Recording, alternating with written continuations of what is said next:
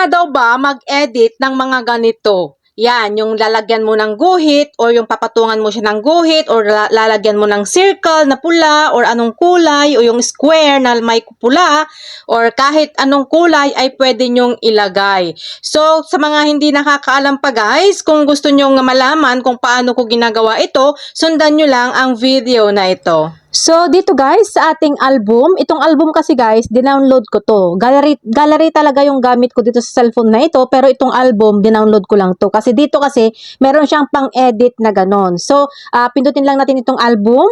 So, for example, ito, yan, pindutin natin yung comment mo. And then, para malagyan natin ng guhit, yung mga kulay pula, kulay kung anong kulay yan, guhit, circle, square, rectangle, pindutin natin itong edit, ayan. And then, makikita mo dito yan, no? Yan, parang lapis, pindutin mo. And then, dito guys, makikita mo na kung alin dito yung gusto mong gawin. Ay, napindot pa, no yan. Kunyari, ito yan, square yan. Ito, arrow. Ito, yan, line. So, kunyari, gusto mo ng line, ayan, pindutin mo yan. Yan, iganyan mo lang siya. O, yan, no, pagguhit mo lang siya ng ganon. Kung gusto mo ng mas makapal, na kasing kapal ng mukha nung nangutang sa'yo, ayan, pakapalan mo dito, yan. Hilain mo lang ito, yan, ganyan. Pero kung gusto mo naman ng square, ito yan, pindutin mo yan, yan.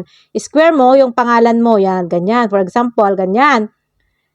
Kapag gusto mong pakapalin din, na kasing kapal din ulit nung nangutang sa'yo, yan, ganyan. Pakapalin mo siya, ganyan. Yan, ganyan lang gawin mo guys. Ganyan, kasimple. Tapos kung circle naman, ayan, nandito rin yung circle, ayan, no, sa baba. Ayan, no, makikita mo dyan yung circle, yan. Ganon din, ganyan mo lang, iguhit mo lang din. Isang guhitan, isang ano lang. Yung isang daliri mo lang ang maggagalaw-galaw niyan, ganyan din. Dito rin yung gagawin mo para kumapal, yan. Yan, dito yung kakapalan niya, o yan.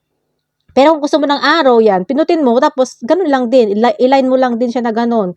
O, ganito, dito lang din yung pakapalan niya, yan. So, ganun lang kasimple, guys. Pero kung walang ganito sa gallery nyo, pwede nyo i-download itong album kasi dinownload ko lang din sa akin ito.